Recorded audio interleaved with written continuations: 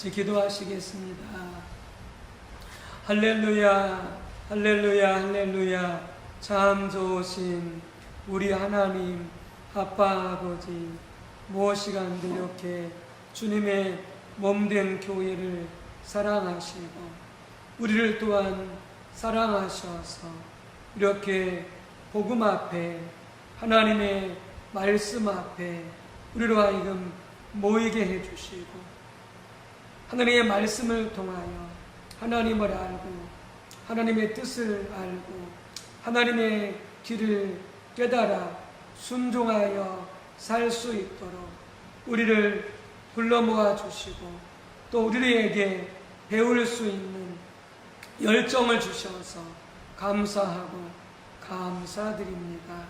이 시간을 통하여 우리의 모든 생각과 잡념과 염려와 두려움 모든 것을 십자가 앞에 우리 주님 앞에 내려놓습니다. 오직 우리는 이 시간 주님을 찾게 하소서, 주님의 얼굴을 구하게 하여 주옵소서. 그 말씀을 통하여 임재하시는 하나님을 만나게 도와주시고 하나님의 음성을 들으며 하나님의 뜻을 깨달아 알게 도와 주시옵고 또한 우리가 지식적으로도 말씀을 잘 깨닫고 아는 것이 중요한 지혜와 계시의 영을 우리 모두에게 주셔서 귀한 말씀을 읽고 듣고 또 아버지 묵상하고 생각할 때에 잘 깨달아 알 수 있도록 도와 주시옵소서. 성령님 오시옵소서. 환영합니다. 좌정하사 운행하시며 영광받아 주시옵소서. 예수님의 이름으로 기도 올리옵나이다. 아멘.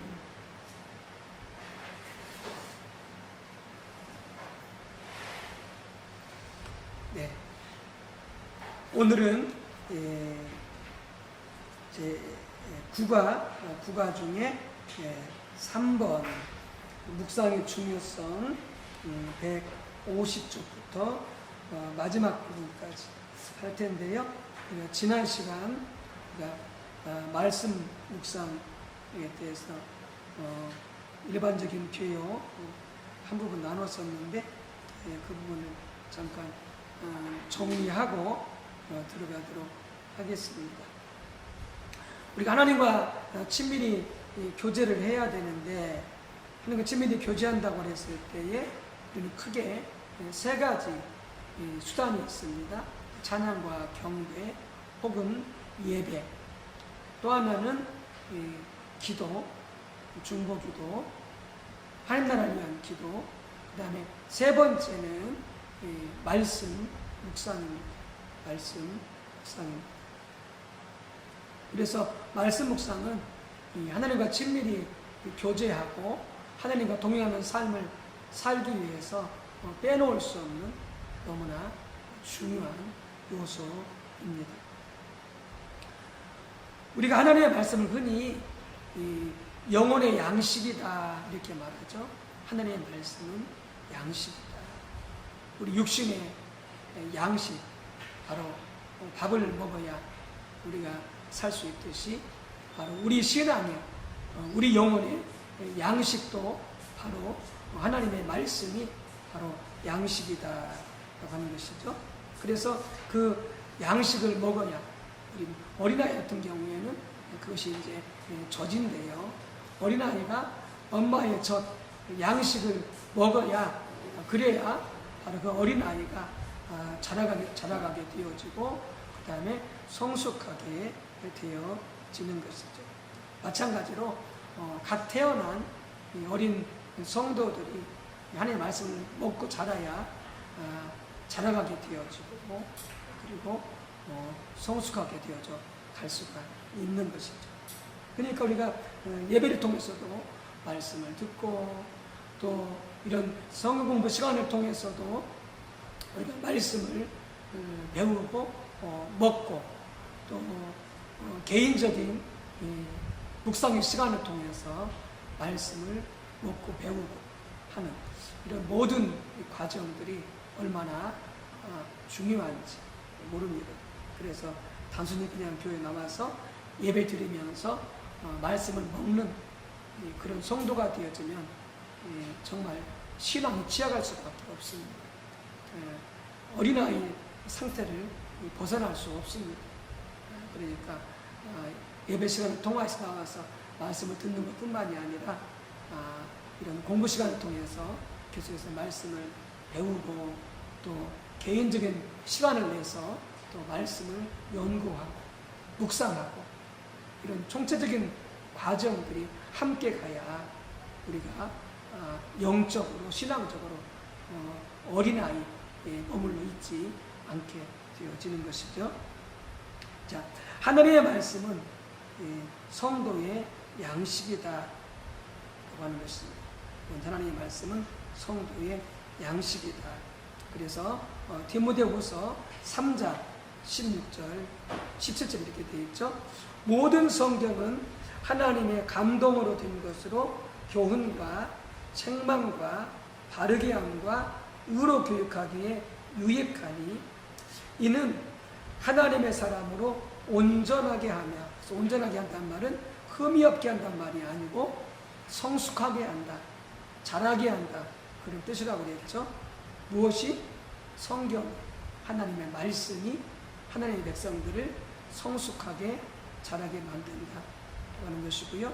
또 하나는 모든 선한 일을 행할 능력을 갖추게 하려 합니다. 우리가 많은 경우에 우리 그리스도인들이 이 하나님께 봉사하고 사역한다고 하면서 우리가 뭘 하지 않느냐? 우리가 말씀을 공부하고 연구하는 것을 하지 않습니다. 그러니까 말씀이 없이 봉사하고 사역을 감당하는 거죠. 말씀 없이. 말씀이 그 취약한 가운데. 그러니까 이제 봉사하다가 사역하다가 잘못된 자세와 태도를 할 때가 많고요. 또 사역하고 봉사하다가 시험 들 때가 많고요. 넘어질 때가 많은 거죠. 왜 그러느냐? 바로 말씀을 통해서 선한 일을 할 그런 그 능력이 준비가 안 됐기 때문에 그렇습니다. 말씀이 얼마나 중요한지 모릅니다. 우리 신앙, 우리 삶, 우리 사역 전반적으로 너무나 중요하게 하는 것이죠. 자, 디모데후서 3장 17절 말씀에 그 말씀이 가지고 있는 그 네 가지 기능을 말하고 있죠. 자, 교훈한다라고 했을 때에 바로 사람들에게 하나님의 참된 진리를 가르치는 것. 우리는 성경을 통하여 사람들에게 참된 진리를 가르칠 수가 있죠. 그러니까 보조 교재가 많습니다.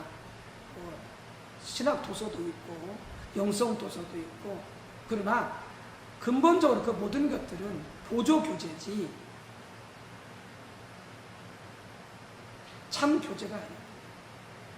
아니, 보조 교재지 진짜 교재가 아니에요. 그러니까 진짜 교재는 뭐냐? 성경책.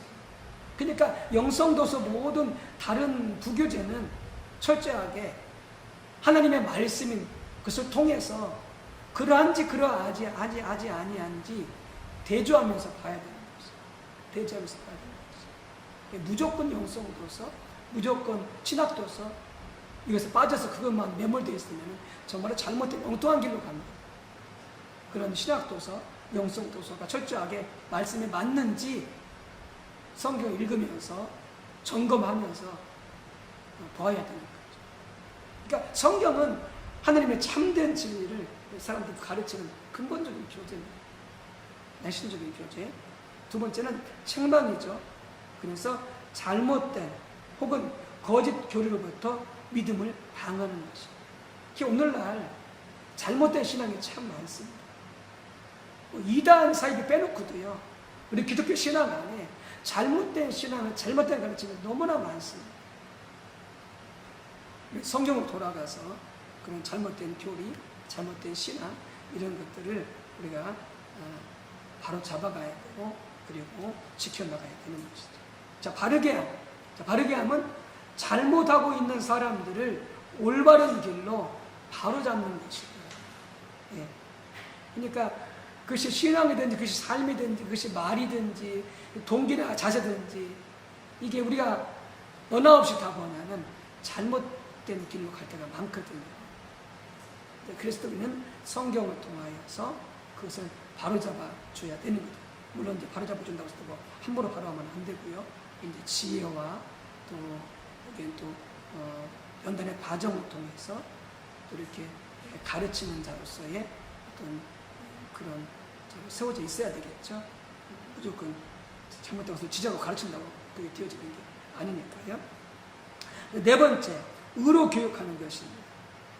사람들에게 올바른 삶을 살도록 성경 말씀의 토대에서 올바른 삶을 살도록 무장시키는 것, 그게 바로 뭐다? 의로 교육하는 것이다 하는 것을 우리가 볼 수가 있습니다. 자, 그 다음에 145쪽 우리 시간에 나눴던 게 하나님 말씀의 우리가 중요성을 나눴죠. 하나님 말씀은 우리로 하여금 성숙하게 만들고 하나님의 선한 일을 할 수 있도록 준비시키고 구비시키는 것이다 라고 우리가 이렇게 나눴다면, 자, 그 토대 위에서 하나님의 말씀이 얼마큼 중요하냐, 하나님의 말씀이 얼마큼 중요하냐 것, 자, 그게 여기서 5가지를 이야기를 합니다. 우리 신앙의 모든 면에서, 우리 신앙, 우리 삶, 우리 사역 모든 면에서 정말 하나님의 말씀이 중요한데, 그냥 그게 여기서 5가지를 말하고 있습니다. 아모스 7장 7절에서 8절 말씀은 그래서 우리가 배웠던 하나님의 그 다림줄을 이야기하면서 하나님의 말씀은 우리 신앙과 삶, 사역의 기준이다. 그러니까 많은 성도님들이 실은 그 신앙을 이야기하면서 혹은 사역이나 삶을 이야기하면서 뭐라고 그러냐, 우리 목사님이 그렇게 말하던데요, 혹은 뭐 다른 목사님이 이렇게 말하던데요, 이렇게 말하는데 그건 옳은 자세가 아닙니다. 옳은 자세가 아닙니다. 그러니까 목사님한테, 다른 목사님한테 배웠다 할지라도 실은 그 목사님이 가르치거나 한 말씀이 성경에 맞는지 점검해야 돼요. 그걸 살펴봐야 됩니다. 성경을 살펴보면서. 그러니까 하나님의 말씀이 바로 우리 신앙과 삶과 사역의 기준이 된다라고 하는 것이죠. 자, 골로새서 3장 16절 19절 말씀은 하나님 말씀 보는 보다 성령 충만의 도구다라고 하는 것이죠. 그러니까 성령 충만과 말씀 충만은 같습니다. 이게 어떤 사람은 성령 충만하다고 그러면서 말씀이 충만하지 않습니다. 그런 게 어떤 거겠습니까? 이제 은사라면 충만한 거죠. 능력과 은사라면 충만한 거죠. 이건 정말로 위험합니다. 정말로 위험합니다. 말씀 없이 은사와 능력으로만 충만하게 되어지면은 실은 많은 사람들을 옳은 길로 인도하고 덕을 세우기보다는 많은 사람들에게 잘못된 길로 인도하고 많은 사람들에게 상처와 아픔을 줄 수가 있어요. 뭐가 충만하지 않으면요, 말씀이 충만하죠. 그리고 말씀 충만이 곧 뭐다? 성령 충만이다. 그래서 우리가 하나씩 기억을 해야 되겠습니다. 자, 세 번째는 에베소 6장 10절 11절 그리고 17절. 자, 여기서 이제 전신갑 뜻을 이야기하고 있는데요, 거기서 성령의 검에 대해서 말씀하죠. 나머지는 다 방어용 무기죠. 그런데 하나님의 말씀, 성령의 검은 공격용 무기다라고 하는 것이죠. 약한 것으로부터 나를 방어하고 그리고 악한 것을 무찌르는 무기가 뭐다? 하나님의 말씀이다. 이런 부분을 예수님의 광야 시험받는 것을 잘 보았었죠. 자, 로마서 7장 7절. 자, 하나님의 말씀은 뭐다? 바로 우리 영혼의 거울이다라고 하는 것이죠. 거울을 봄으로써 우리 얼굴이 또 우리 옷매무새가 그 다음에 머리가 제대로 단장이 되는지 뭐가 또 흠이 없는지 거울 통해서 볼 수 있듯이 하나님 말씀은 거울인 거죠. 말씀을 읽음으로써 또 묵상함으로써 내 어떤 동기나 자세가 또 신앙과 삶이 뭐가 잘못됐는지를 볼 수가 있는 정말 중요한 그런 도구인 것이죠. 자, 여호수아 1장 1절에서 9절 말씀은 하나님의 말씀보다 하나님의 유업을 받기 위한 수단이다 라는 것이죠. 그러니까 우리가 철저하게 말씀을 깨닫고 또한 계명과 말씀을 지키는 삶으로 가지 않으면 절대 하나님의 유업을 누릴 수가 없어요.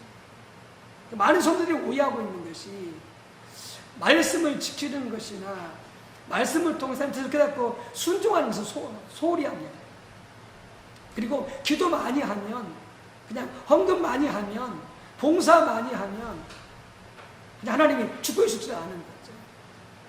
전혀 잘못된 그릇된 신앙 거죠. 철저히 그런 말씀, 그 다음에 그런 전도, 사역, 이런 모든 것들은 철저히 뭐라고요? 그런 것들은 다 하나님을 사랑해서 하나님께 감사해서 하는 헌금이나 기도나 또한 뭐 사역이나 이런 모든 것들은 내가 복받게서 하는 게 아니고요. 그건 기복적인 신앙이고요. 그건 정말 주님을 사랑해서 주님께 감사해서 하는 것이고요. 그리고 계속해서 하나님 유업을 누리려면 뭐 해야 된다고요? 말씀을 지켜야 되고, 그리고 하나님 뜻을 분별해서 그 뜻에 순종한 삶을 살아야 하나님의 유업을 누릴 수가 있는. 이 하나하나만 보더라도 우리가 정말 얼마나 우리 신앙이 잘못되어 있는지, 지금 몰라도 많은 교회, 우리 성도들이, 우리도 예외는 아니죠. 우리도 잘못된 배웠지만은 이런 경우 빠질 때가 참 많으니까요. 그래서 정말 하나님의 말씀을 절대로 소홀히 하면 안 된다. 더 창념하고, 더 배우고, 또 묵상하고, 연구하기를 죽을 때까지 기다리면 안 됩니다. 그렇게 하는 순간 우리는 하나님을 떠나게 되어지고 참된 신앙에서 이탈하게 되어집니다. 절대 말씀을 소홀히 하지 마십시오. 날마다 말씀에 창념하시고 말씀에 연구하고 전념하셔야 됩니다. 자, 세 번째 150쪽으로 가서 이제 묵상의 중요성에 대해서 함께 오늘 이제 말씀을 나누도록 하겠습니다. 150쪽 집에서 하시는 분들은 교재 가져가셨으니까 교재를 보면서 또 성경 함께 읽으면서 그렇게 말씀을 배우시기 바랍니다. 자, 우리가 영적으로 자라나는 것뿐 아니라 우리의 신앙과 사역을 포함한 삶의 모든 부분을 위해 하나님의 말씀이 이토록 소중한데, 성경을 통해서 우리가 하나님을 아는 것에 자라나고 하나님의 뜻과 우중과 길을 발견하고 하나님 입으로부터 나오는 말씀을 듣기 위해서는 말씀 묵상이 필수다. 실은 우리 성도님들이 매일 말씀을 몇 분이나 묵상할까 이렇게 생각해 볼 때에 실은 거의 하지 않는다 이렇게 말해도 과언이 아니지 않을까, 제 생각으로는 거의 하지 않을까 싶을 정도, 그러지 않을까 싶은데요. 물론 소수는 하겠지만, 그러니까 정말 우리 신앙이 얼마나 취약하고 약한지, 어린아이 상태인지, 정말 이 공부에 참여하시는 분들이라도 말씀 묵상을 열심히 하시고요. 우리가 이 부분에 더 견고하게 세워져서 다른 사람을 가질 수 있으면 좋겠습니다. 그래서 말씀 묵상이 필수인데, 그런 일들이 일어나야 비로소 하나님의 말씀이 나를 영적으로 자라게 하고 내게 유익이 됩니다. 그래서 성경에 나오는 귀한 하나님의 사람들은 늘 하나님의 말씀을 묵상했습니다. 모세, 다윗, 바울, 예수 말할 것도 없고요. 수많은 하나님의 사람들이 하나님의 말씀을 철저히 묵상했다라고 하는 것이죠. 자, 시편 63편 1절 11절을 읽고 다음 물음에 답하십시오. 자, 교독하고 마지막 절 합독하도록 하겠습니다. 자, 글씨가 작으신 분들은 성경책을 보시고요. 글씨가 이것이 보이는 분들은 자, 이 글씨를 참조하시기 바랍니다. 시편 63편 1절에서 11절. 하나님이여, 주는 나의 하나님이시라. 내가 간절히 주를 찾되 물이 없어 마르고 황폐한 땅에서 내 영혼이 주를 갈망하며 내 육체가 주를 앙모하나이다. 내가 주의 권능과 영광을 보기 위하여 이와 같이 성소에서 주를 바라보았나이다. 주의 인자하심이 생명보다 나음으로 내 입술이 주를 찬양할 것이다. 이러므로 나의 평생에 주를 송축하며 주의 이름으로 말미암아 나의 주를 존귀리라.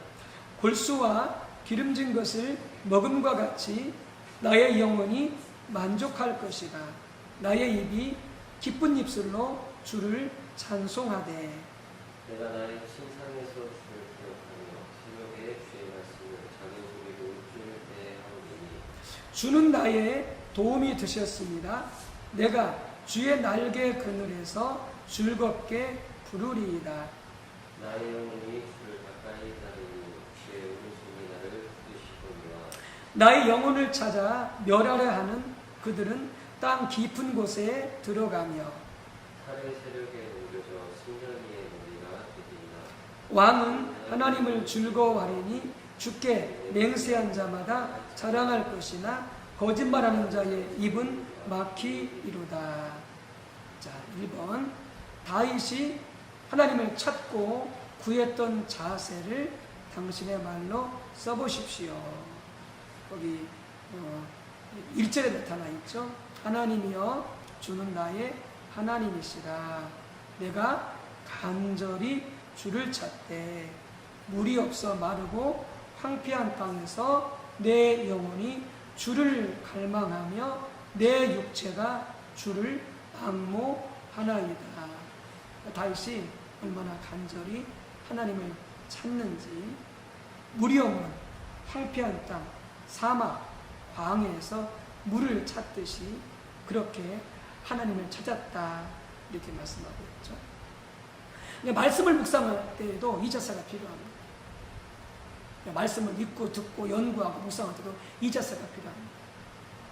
하나님을 만나기를 간절히 원하는 자세로 말씀을 읽고 듣고 묵상해야 된다고 하는 것이죠.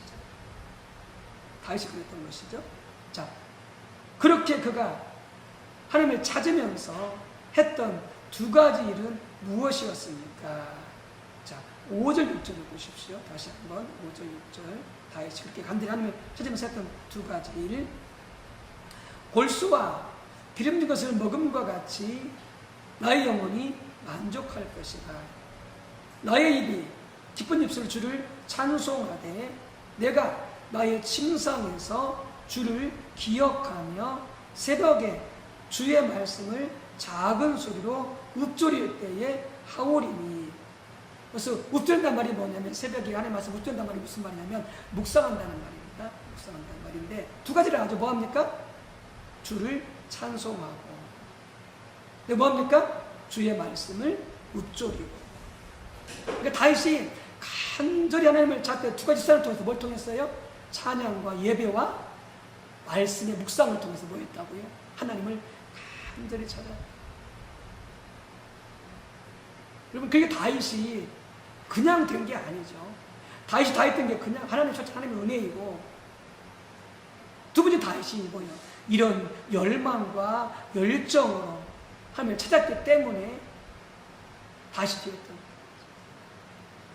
이런 걸 보면 우리가 참 부끄럽습니다. 부끄러워요. 우리가 얼마나 간절히 하나님을 찾고 있는지, 뭘 통해서요? 찬양과 예배, 말씀, 묵상을 통해서 얼마나 간절히 하나님을 찾고 있는지. 실은 이게 성도의 주된 임무인데, 첫 번째 임무인데,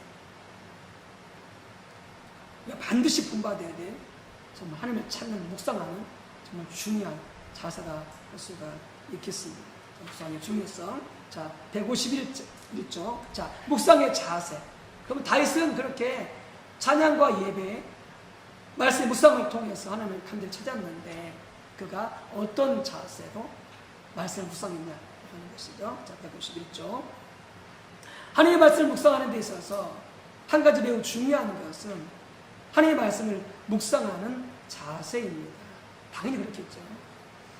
올바른 자세를 가진 자들에게 하나님은 하나님 자신과 하나님의 목적과 하나님의 길들을 계시하시기 때문입니다. 그 중에 하나가 이제 야고보서 나타냈듯이 하나님은 겸손한 자에게 은혜를 주시되 교만한 자들에게 구한다고요? 하나님은 대적하신다. 뭐가 중요해요? 마음의 자세. 겸손하냐, 교만하냐. 그 자세가 중요한 거죠. 그러니까 겸손한 자에게, 올바른 자세를 가진 자에게 하나님께서 나타내 주시고 말씀해 주시는 것이죠. 자, 묵상하는 자세를 가장 잘 배울 수 있는 성구절 중 하나는 119편입니다. 119편. 저는 그래서 매일 119편을 갖다가 단락으로 나눠져 있고요. 한 7, 8절 정도 이렇게 단락으로 나눠져 있거든요. 그래서 매일 저는 이 119편의 그 단락별로 그 말씀을 읽고 묵상을 하는데요. 여러분도 가능하시면 그렇게 했으면 좋겠습니다. 시편 119편은 저자가 누군지 몰라요. 근데 다윗을 너무나 닮아 있어요. 시편 119편 저자가 다윗을 너무나 닮아 있는데 다윗이라고 해도 과언이 아니에요. 자, 시편 119편은 성경에서 길이가 가장 긴 장인데 그 장 전체가 하나님의 말씀에 관해서 말하고 있습니다. 성경에서 하나님의 말씀을 묵상하는 것에 대해서 가장 많이 말하고 있는 성경 구절 또한 바로 119편입니다. 15절, 23절, 48절, 78절, 97절, 99절, 147절 등 자, 우측에 보십시오. 자, 그 저자가 말씀 묵상에 관해서 어떤 부분이 쭉 나와 있습니다. 그래서 읊조린다고 하는 것은 묵상한다고 그랬었죠. 자, 15절 내가 주의 법도들을 작은 소리로 읊조리며 주의 길들에 주의하며 23절 고관들도 앉아서 나를 비방하여 싸우나 주의 종은 주의 율례들을 작은 소리로 읊조렸나이다. 묵상하였나이다. 48절 또 내가 사랑하는 주의 계명들을 향하여 내 손을 들고 주의 율례들을 작은 소리로 읊조리리이다. 78절 교만한 자들이 거짓으로 나를 엎드려 뜨렸으니 그들이 수치를 당하게 하소서. 나는 주의 법도들을 작은 소리로 읊조리리이다. 얼마나 많이 바로 말씀을 묵상하는지 잘 나타내주고 있죠. 자, 그 사실을 보아도 하나님의 말씀과 관련하여 묵상이 얼마나 중요한가를 금방 알 수 있습니다. 참고로 개역 개정 성경은 묵상한다는 말을 읊조리다로 그런 단어로 번역하고 있습니다.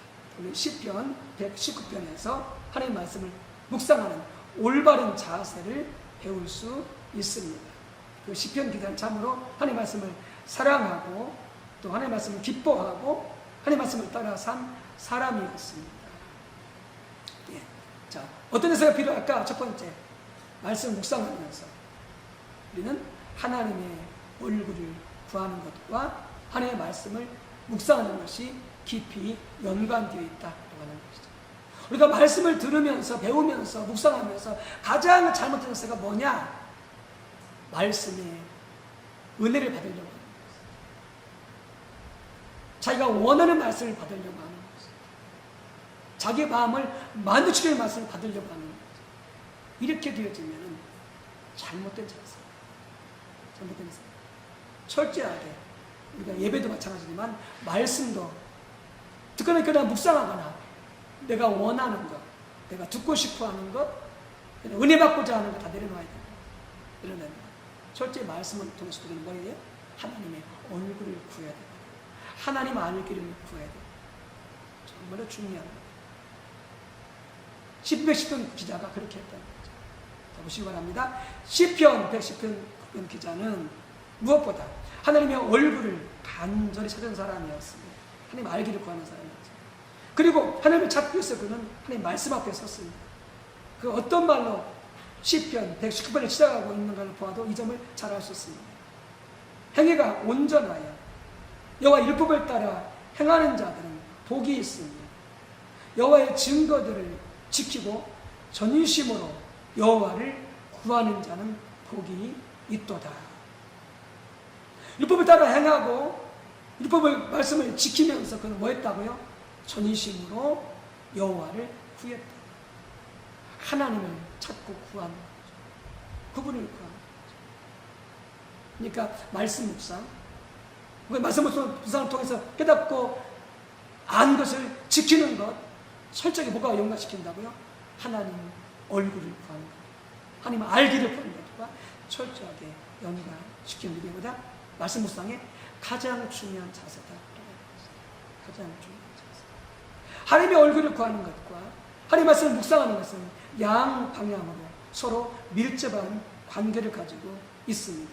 이 둘은 서로 나눠질 수 없습니다.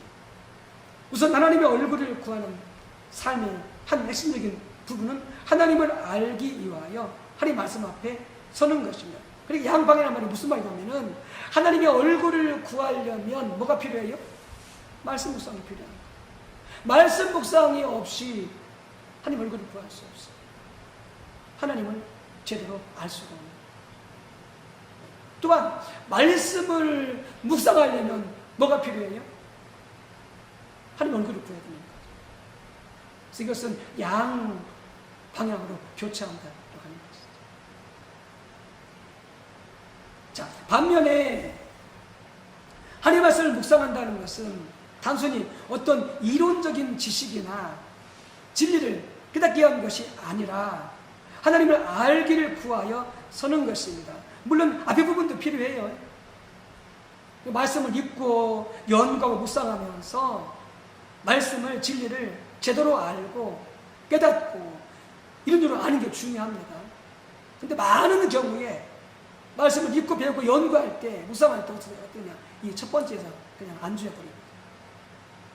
지식적으로 알고, 그리고 또한 바로 말씀을 알고 하는 거기에 안주해버리는 거죠. 그럼 그것은 말씀 묵상이 아닙니다. 더 나아가서 그런 말씀의 묵상을 뜻으로 보여야 된다. 하나님 알기를 구했어야 된다. 그게 하나님 얼굴을 구하는 것이죠. 써야 된다라고 합니다. 특히 시편 119편을 보면 그 기자가 얼마나 마음을 다해서 하나님을 찾는가를 알 수 있습니다. 그는 이른 저녁에 주님을 찾았고요. 한밤중에 주님을 찾았고요. 다시 새벽녘 시간에 주님을 찾았고요.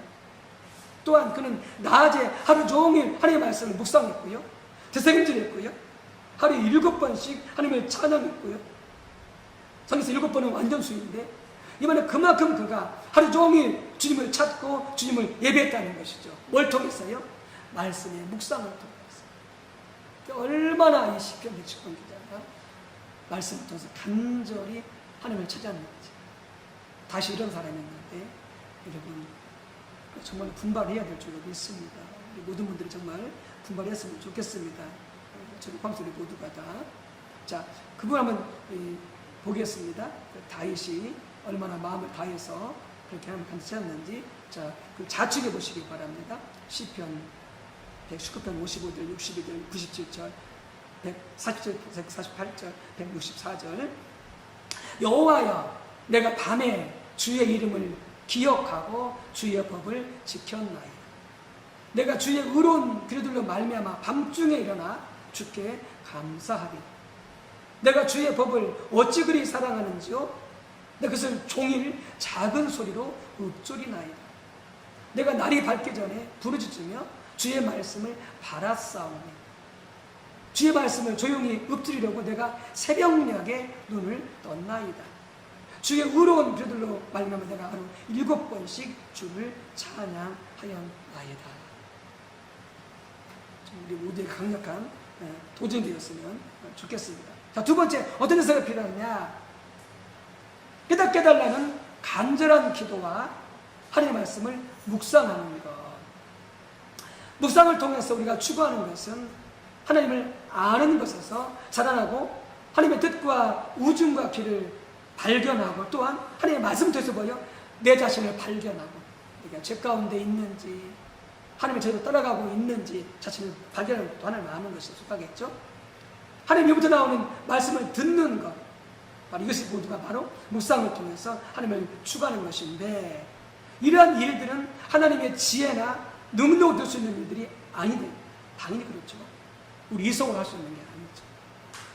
이러한 일들은 하나님께서 하나님의 자신과 하나님의 목적과 길을 우리에게 성령으로 계시해 주셔야 하는 성령으로 계시해 주셔야 가능합니다. 그러므로 묵상에서 매우 중요한 요소는 하나님께서 우리 마음의 눈을 열어 영적 눈을 열어주시는 것이죠. 우리에게 깨닫게 해주시는 것입니다.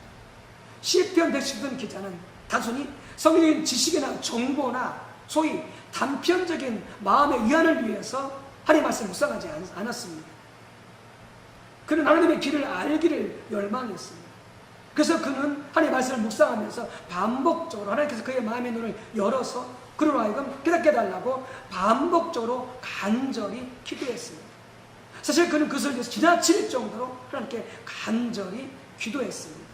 자, 좌측에 보십시오. 그게 이제 그가 기도한 내용인데요.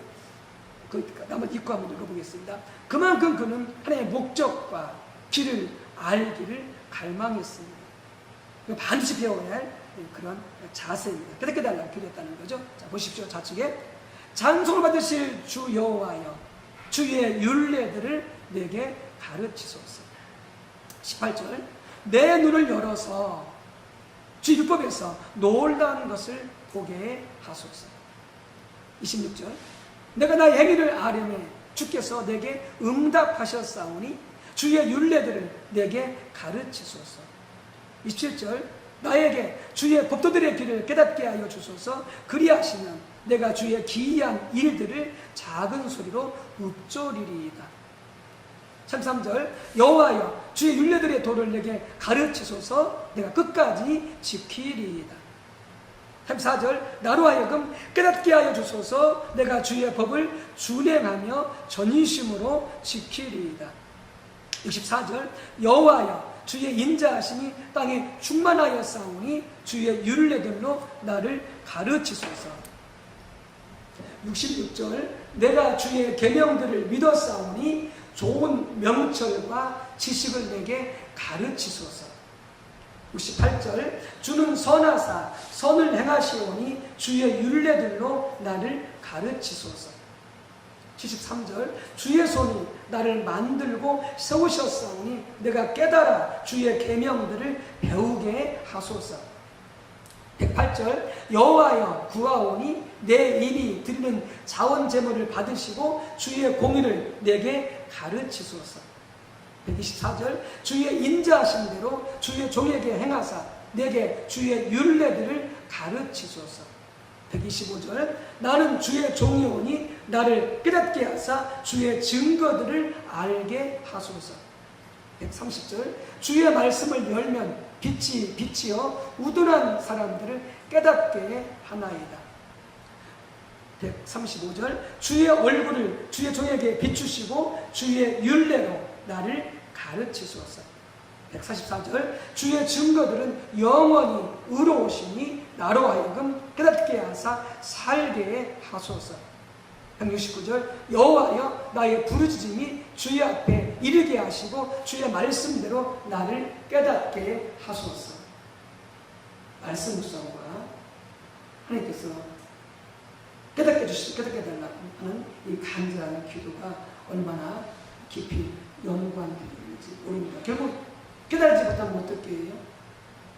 실은 말씀 묵상은 실패합니다. 물론 실패한다고 해서 하지 말라는 건 아니지만 계속 도전해야 되겠습니다만 결국 성령께서 깨닫게 해주시지 않으시면 말씀 묵상은 실패합니다. 그냥 읽고 끝나버리는 거죠. 그러니까 그렇게 되지 않도록 간절히 깨닫게 되려면 정말 지나칠 정도로 그렇게 기도하고 있는 거죠.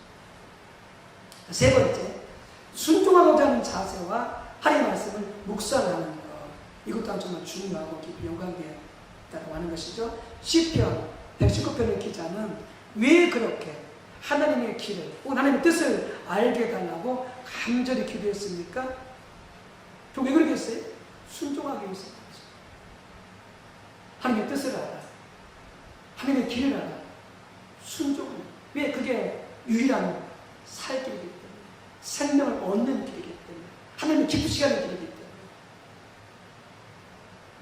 그는 하나님의 법을 매우 기뻐했고 하나님의 길로 행하여 하나님 뜻 가운데 행하여 하나님과 동행하기를 열망했기 때문입니다.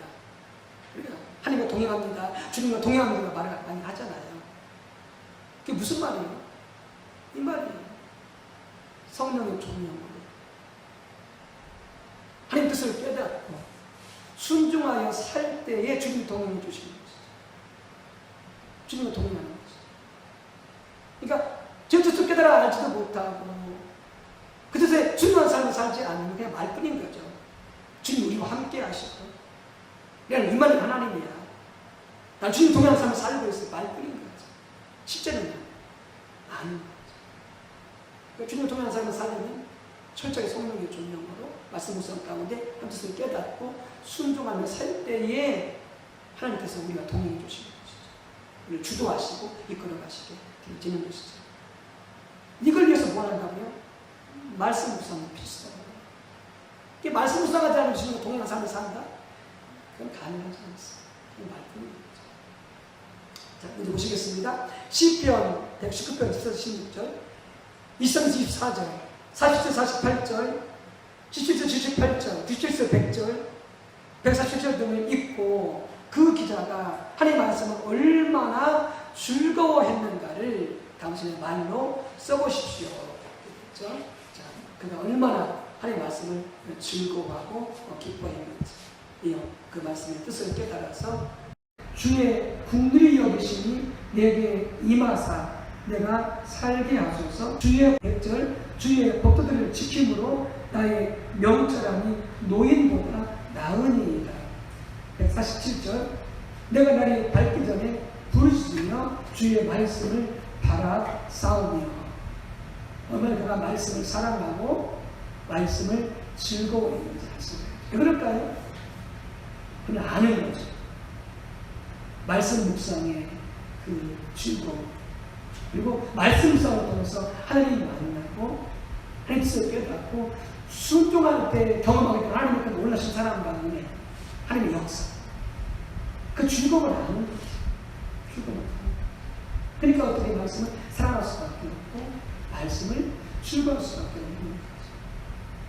자, 두 번째 시편 119편 3절 34절 44절 60절을 읽고 그 기자가 가지고 있었던 하나님 뜻에 순종하자 하는 자세를 당신의 말로 써보십시오. 자, 이제 하다 보면 있죠?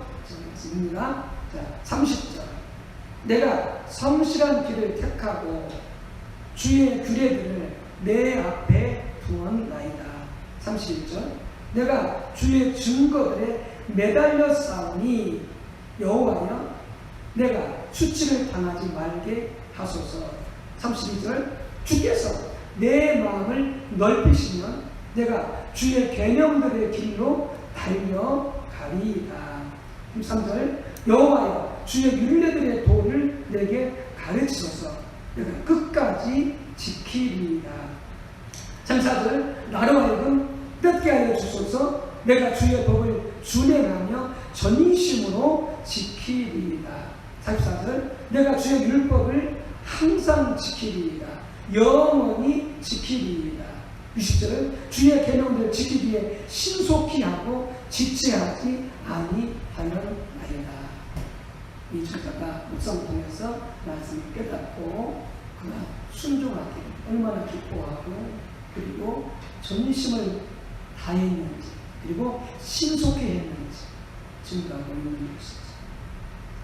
그리고 주님 앞에 순종하고자 하는 자세를 가지고 우리가 말씀을 묵상해야 된다. 것이죠. 더 나아가 그 하나님 뜻을 행하기를 매우 기뻐했습니다. 그런 하나님의 길을 늘 그의 앞에 두었고 하나님의 뜻에 매달렸고 하나님께서 보이신 길로 달려갔다고 말했습니다. 또한 그는 그것들을 지키되 끝까지 전심으로 지키고 항상 지키되 영원히 지키고 지체치 않고 신속히 지켰다고 말했습니다. 하나님은 순종하고자 하는 자에게 하나님의 뜻을 계시하신 예수님께서 말씀하셨죠. 순종하고자 하면 하나님의 뜻을 알게 될 거라고. 시편 110편 기자의 이러한 자세는 우리가 하나님의 말씀을 묵상하면서 반드시 배워야 할 자세입니다. 그 기자는 이 구절들 외에도 많은 구절들에 대해서 하나님의 길에 순종하는 것에 대해서 말하고 있습니다. 아멘. 다섯 번째, 하나님께서 말씀하시는 것을 붙잡고 묵상하는 것. 여기서 말씀하시는 것을 붙잡고 묵상하는 것. 저자가 얘기하는 것처럼 말씀 묵상의 2단계가 필요하다. 그렇죠? 말씀 묵상의 2단계. 한 번의 말씀이 아니라 2단계로 말씀 묵상해야 된다. 이렇게 말씀하고 있는데, 자, 그게 무슨 내용인지 보겠습니다. 우리가 흔히 묵상이라고 하면 방금 위에 살펴본 자세를 가지고 하나님과 하나님의 뜻과 하나님의 길을 알기 위해 간절히 기도하는 마음으로 하나님의 말씀을 자세히 읽고 살펴보는 것을 말합니다. 이 말씀을 자세히 봐야 되고요. 반복해서 봐야 되고요. 그리고 주의 깊게 살펴봐야 되고요. 때로는 주석을 볼 수도 있고요. 또한 다른 참고서를 이용할 수도 있고요. 그리고 말씀 그 단어 하나하나 그 문장을 올바르게 이해하기 위해서. 이게 다 뭐냐? 말씀 묵상의 과정이죠. 말씀 묵상의 과정이죠. 그것이 묵상입니다. 자, 그런데 시편 110편 기자는 묵상 거기서 멈추지 않았습니다. 그는 한 단계 더 나아갔습니다. 그럼 그 묵상을 통해서 하나님께서 그에게 깨닫게 하신 하나님의 뜻을 붙잡고, 즉 하나님께서 말씀하신 것을 붙잡고 또다시 묵상했습니다. 또다시 묵상했습니다. 이 2단계가 필요하다고 하는 것이죠. 그러니까 지난번 배웠던 하나님의 그 음성을 듣는 법을 우리가 공부하시는 분들은 이게 무슨 말인지 잘 알 거예요. 하나님께서 깨달아 알았다고요. 그것은 바로 수도하는 방향이었죠. 뜻을 깨달아 알았어도 이런 그 정확한 의미가 무엇인지 또 기도해야 되고, 그리고 뜻을 안다 할지라도 그 뜻을 또 어떻게 하나님의 길을 따라 순종할 것인지 또 기도해야 되는 거죠. 그러니까 말씀을 정확히 적응이 되어지는 거죠. 이 말씀을 도전해서 깨닫는 것이니까. 자, 어떻게 보면 2단계 묵상이라고 할까요? 이것 또한 방금 반드시 배워야 할 자세입니다. 자, 시편 119편 3334절과 시편 119편 20절에 나오는 묵상의 차이를 살펴보십시오. 자, 한번 같이 읽어보겠습니다. 자, 시편 119편 3334절. 여호와여, 주의 율례들의 도를 내게 가르치소서.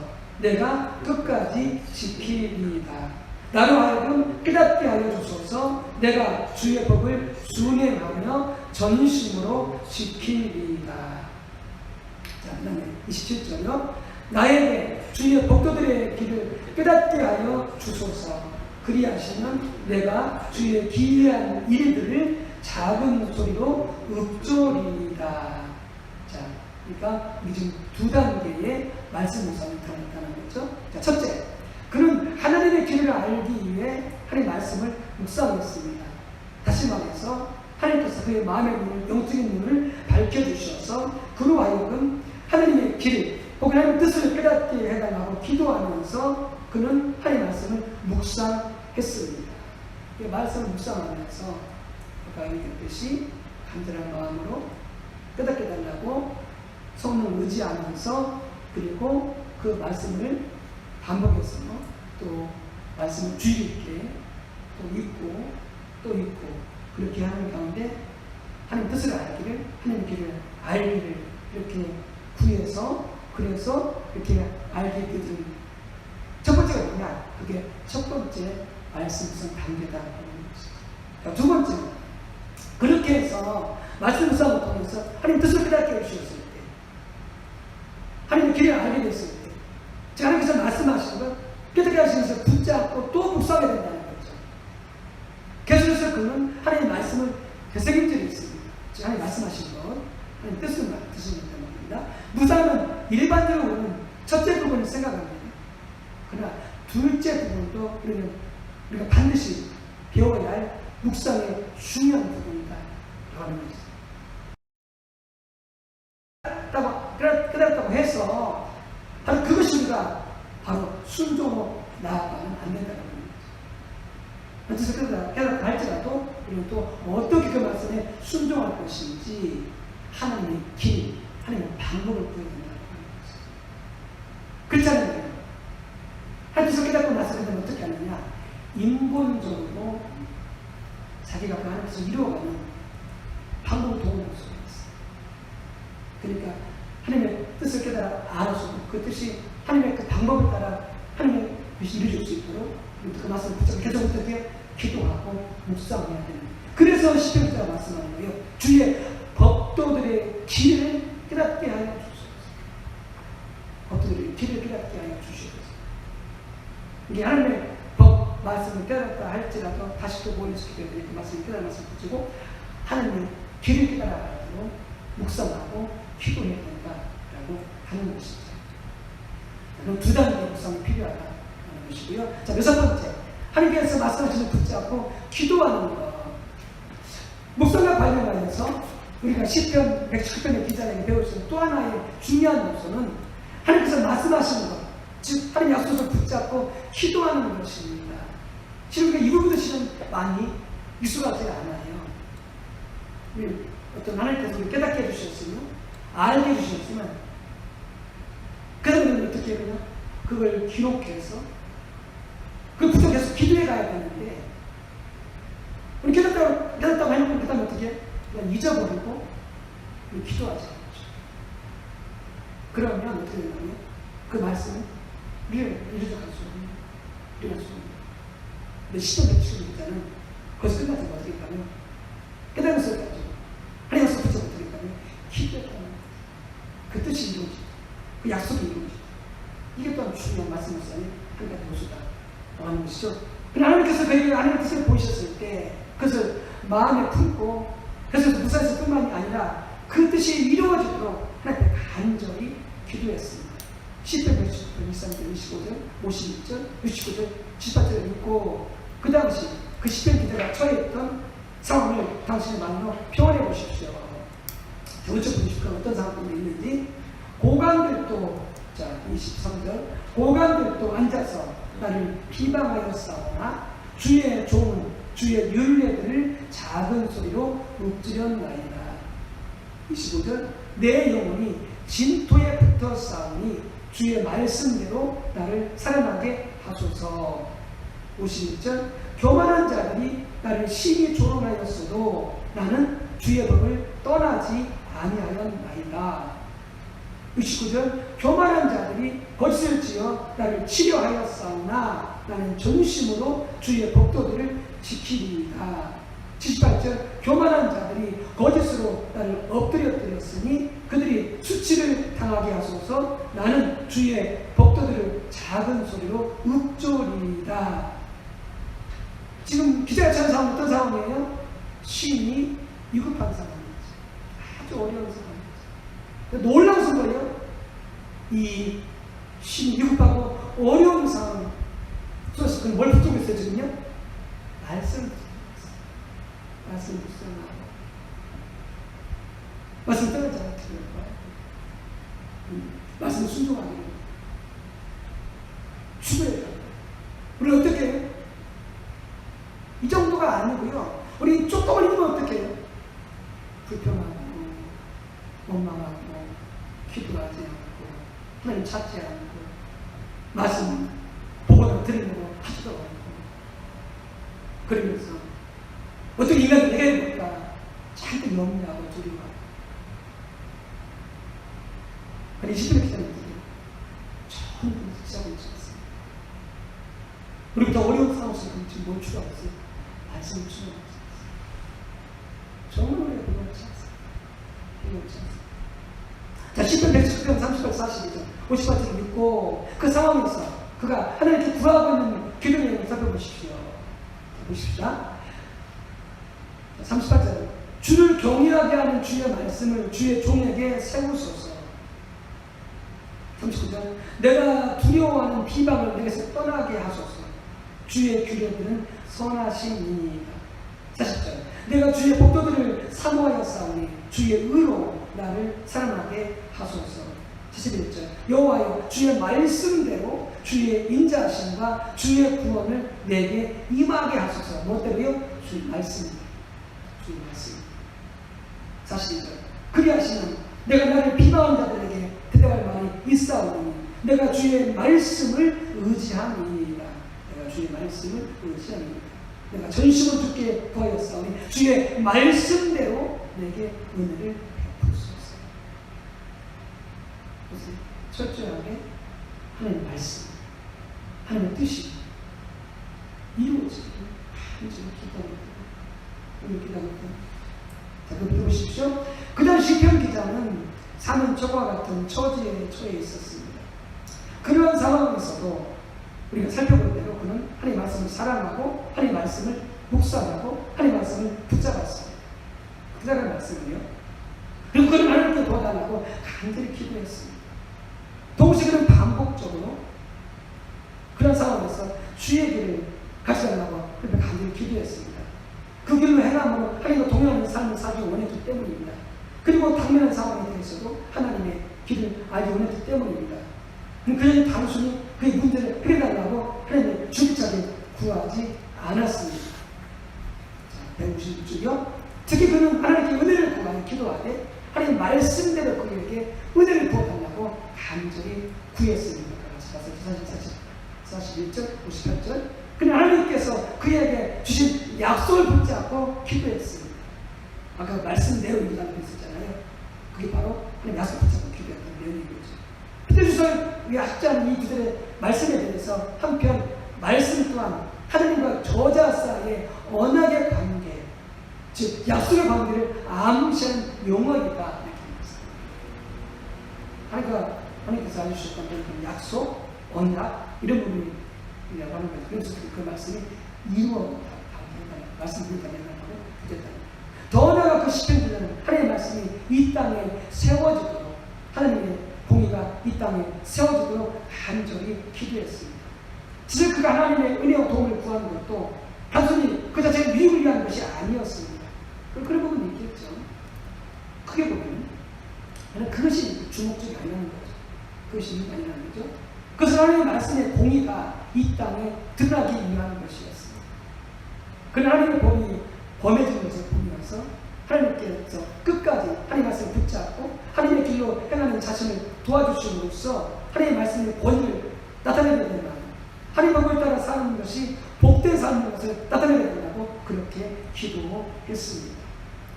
1910년의 기자의 이 기도는 열왕기하 18장에 나오는 엘리야 기도와 정확하게 성격이 같은 기도인 열왕기하 18장 30절 30절 말씀, 거기 한번 보시기 바랍니다.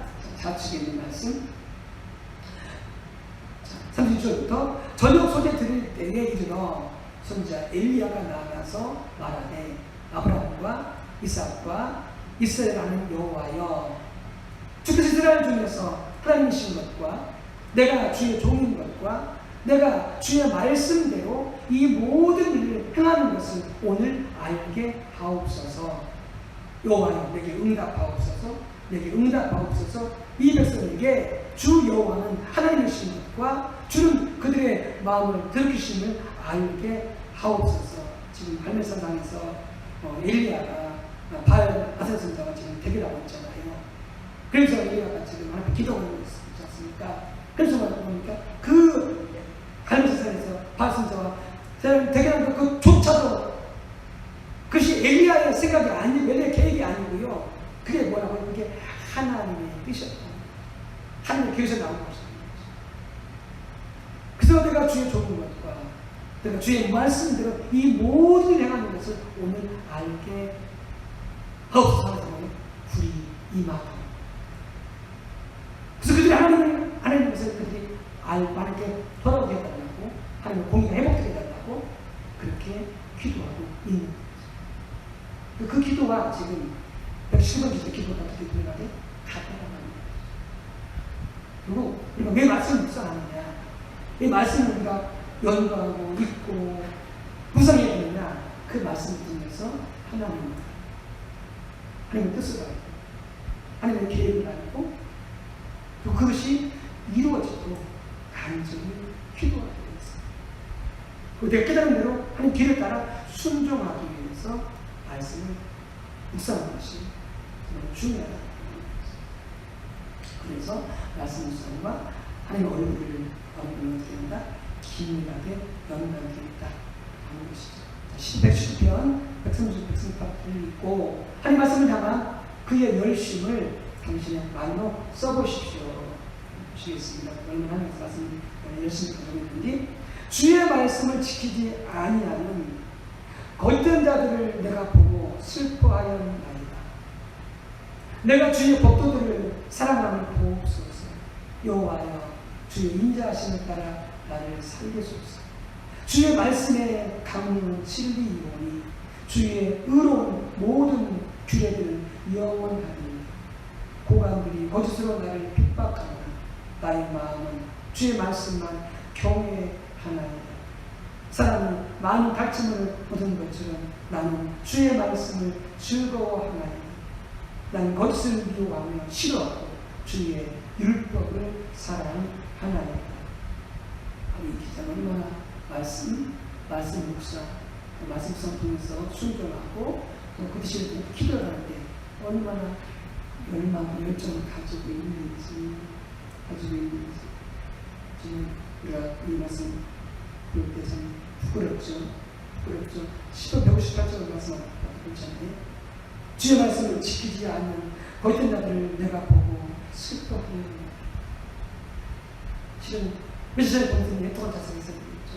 내가 주의 말씀을 살지 못하는 일에서, 내가 주의 뜻을 살고 있지 못하는 일에서 정말 내가 애통할 수 있었던 그 영상을 또 우리가 살고 있는 사람들을 바라볼 때에 애통하면서 충고하는 이런 자세가 우리에게 있어야 된다라고 하는 것입니다. 이런 사람에게 너무 필요한 그런 자세인데, 어쨌든 이렇게 오늘 나온 이 말씀을 통해서 이렇게 한 주간 살 때에 여기 오신 분들은, 말씀 듣는 분들은 말씀을 읽고 묵상하실 거예요. 그래서 오늘 읽었던 이 말씀의 원리를 가르치는 분들, 말씀을 읽고 또 묵상하고 성경 적용으로 깨달았다는 기록하고, 그리고 그 깨달은 그 말씀이 우리가 어떻게 하는 길에 따라 순종해야 계속 이단을 묵상하시고 그 뜻이 요즘 기도하면서 한 주간 보내시고 도셨으면 좋겠습니다. 네, 함께 기도하겠습니다. 할렐루야. 주 여호와 하나님, 주님께서 주님 핏값으로 세우신 교회가 하나님의 진리 위에, 하나님 말씀의 뜻 위에 세워지기를 정말로 원하시는데, 그렇게 교회가 세워지기 위하여 우리를 하여금 하나하나 배우게 하시고 우리를 깨닫게 주시니 감사드립니다. 우리가 알고 있는 바와 같이 단순히 그냥 지식으로 한 길 흘러버리는 그런 자들이 절대 되지 말게 하여 주시옵시고, 이 말씀을 통하여 우리가 성령 전문가들 깨닫고, 그리고 또 우리 삶 속에 또 적용하여서 열매를 맺는 그런 우리 모든 참여하시는 분들, 또 그런 우리 좋은 교우들이 될 수 있도록 축복하시고 길을 인도하여 주옵소서. 이 아침 우리를 함께 하시는 하나님 감사드립니다. 예수님의 이름으로 기도 올리옵나이다. 아멘. 네, 수고하셨습니다.